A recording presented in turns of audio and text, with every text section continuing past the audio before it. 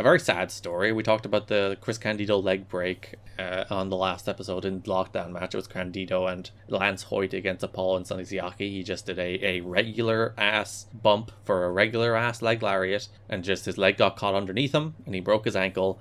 And then, sadly, days later, he died. So 4 days after suffering a compound fracture in his ankle at the TNA Lockdown pay-per-view event, Chris Candido died. All preliminary indications are that he died of a blood clot. It was a freak injury, but it would ultimately cost him his life. He had internal fixation surgery on his ankle the next day, with over 50 pins being placed in his leg to secure the compound fracture so that it would heal correctly. The next day, he showed up at the TNA TV tapings. He was at ringside in a wheelchair when the Naturals captured the NWA World Tag Team titles, which we'll talk about more when we're in the shows themselves. He was in great spirits backstage. It had been a rough 2 days. He was in excruciating pain at the hospital after his surgery on Monday. The doctors would not give him pain medication through his IV because of his history of drug addiction. A colleague and friend told him to ask for a patient advocate so he could explain that he was no longer using drugs. He took the advice and then received pain medication he needed in those hours after the surgery, which seems like a real difficult dilemma, doesn't it? Yeah, it feels like a hard choice to make, but I imagine when you're in that much pain, like, you have to. Yeah, because like for a guy that has a history of addiction, it's like, as you said, when you're in that much pain, you need it, but also there is that honest question of like,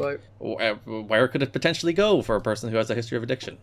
The day after the TNA TV tapings, he made a mistake that might have cost him his life. He flew home. After surgery such as this, leg elevation is important and prolonged sitting is not recommended because it can lead to a blood clot in the region of the surgery. The clot can then embolize and lodge in the brain, lungs, heart, or other area and cause instant death. Blood thinners are usually prescribed to lower the chances of such happening. Thursday night at the dinner table, Candido collapsed. An ambulance was called and he was taken to the hospital and pronounced dead. Tammy Lynn Sitch's wife rushed to the hospital and received the tragic news. The word of his death spread through wrestling Thursday night as his friend Balls Mahoney began calling friends in wrestling. As the news became widespread, wrestlers began posting messages on their websites in tribute of Candido. It became clear quickly that Candido's death hit the industry hard, harder than most. The overwhelming sentiment was how unfair it was that he died after his hard work to clean up his life. It was unfair that he died because of a freak accident in the ring, one which will haunt Sonny Siaki for the rest of his life. Unfair because Candido was seen as one of the good guys who would have been happy to have any role in the wrestling industry for the rest of his life. Unfair because he was such a good friend to so many people in wrestling, many of whom were barely hanging on to sobriety themselves. He was their good example. Some wrestlers have said they are inspired to make positive changes in their lives and dedicate their efforts to Candido's memory. So, as mentioned there, he struggled for years and years with addiction, probably cost him opportunities in his career. This is the moment he finally got clean, he finally got better, he's in a good spot where he's in an act that's clicking, he's finally getting his career back on the road, and then just an utter freak accident, the most run-of-the-mill spot. As I said, you would never in a million years think somebody could get injured to the degree that they might die from a leg lariat. It's just such a run-of-the-mill spot. You couldn't possibly think something like this could happen, and then it does. Yeah, you talk about it a lot in wrestling, that a lot of the moves that end up really messing with people are the simpler spots, and it's not like the super dangerous head drops or the big moves off the top rope. It's simple stuff. It's Rick Rude hitting his leg. It's the simple things that get people a lot of the time. And that sort of shows how dangerous this sport is, that things that we take for granted as easy opening spots, when something happens and a freak accident occurs, can be things that lead to such, extreme results. And yeah, that's the thing. It's not like the fast-paced frenetic spot toward an end of a match.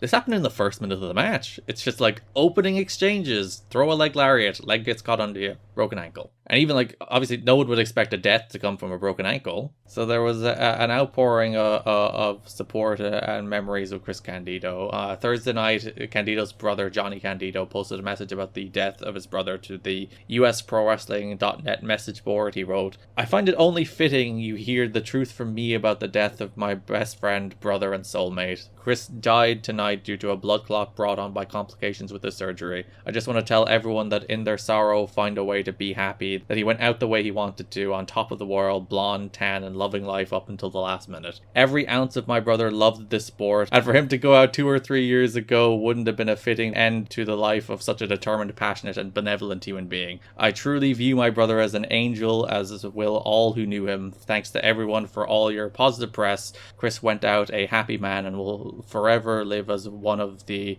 greatest of all time. He would have had it no other way. So then there is a thorough outs of, like, it's funny in the pre-Twitter age. It's like, I was reading like the PW Torch, and there was a bunch of memorials to Chris Candido, and then I was like, why don't people do this anymore? And they do somewhat, like the Wrestling Observer obituaries will have quotes from people who knew them. But then I'm like, oh, because Twitter exists. So you don't have to go to, Dory Funk Jr. or Jeff Jarrett or Mike Tenay or Abyss and be like, can we get a quote for you on Chris Candido? They'll just tweet them. Yeah, I was thinking about the exact same thing reading it. I was like, this just shows a difference in the time. That now everyone is so connected and so there's such a direct line to everyone now. We mentioned message boards there a second ago. That's where like the real like deep in the weeds wrestling nerds would have either been on or had burner accounts on message boards to keep track of like what people were saying about them and to maybe even participate in what people were saying about them sometimes.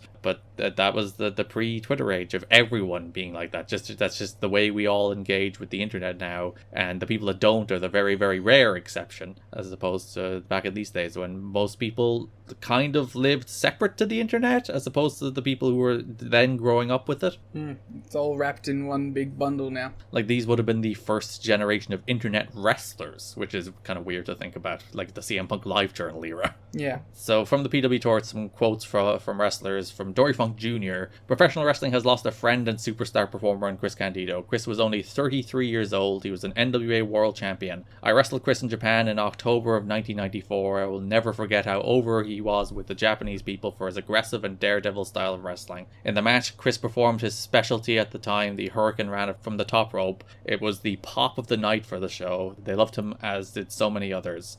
From Jeff Jarrett, his death has been a tragic loss for every one of us here at TNA. I knew Chris for a lot of years, dating back to the early 90s when they first broke in and Tammy would come to Memphis to wrestle. Everywhere I went during my career, Chris was always there, and he never lost his love for the business. That's the one big thing I'll always remember about him. I got to see his career come full circle, and it was an honor to have known such a good person. All of TNA's thoughts and prayers are with his family. From Mike Tenay, Chris Candido was so dedicated to professional wrestling that he lived his whole life to be a part of the business. He was thrilled that TNA had given him another chance to do what he loved. While I've known Chris for years, my fondest memories of him will be from this TNA run. He was excited to be a part of the roster of a national company again and was intrigued by the combination wrestler-manager role. He always had the respect of his peers. He will be missed but never forgotten.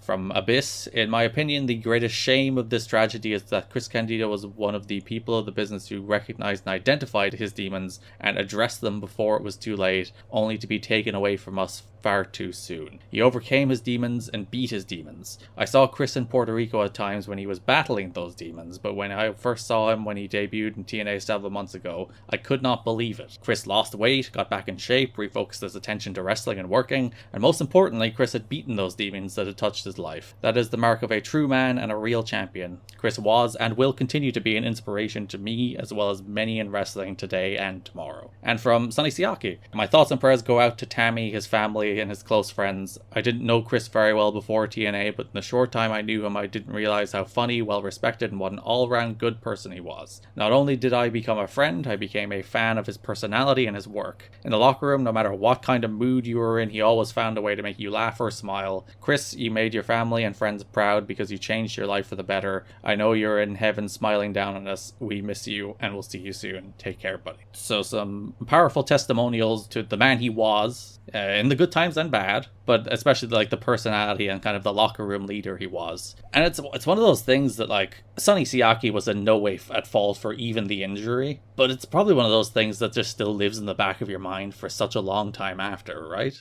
Oh, of course. Being a part of an incident like that, I can only imagine how traumatic that could be, especially when it's in your workplace. in a place that you have to keep revisiting, doing the same thing over and over again, probably makes you really question your own place in the business. I can only imagine how many things would have been going through Sonny Siaki's head at the time. So rest in peace, Chris Candido. We'll talk about it more on the shows themselves because he worked the TV tapings.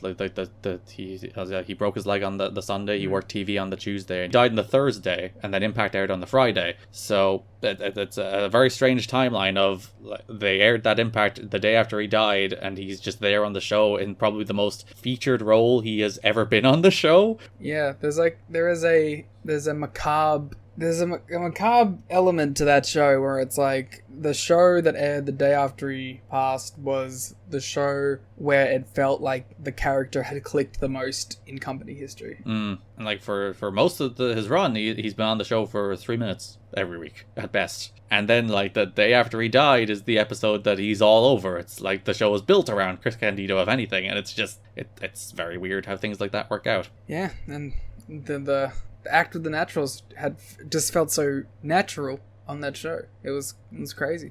So we'll talk about that a little more when we get to the shows themselves.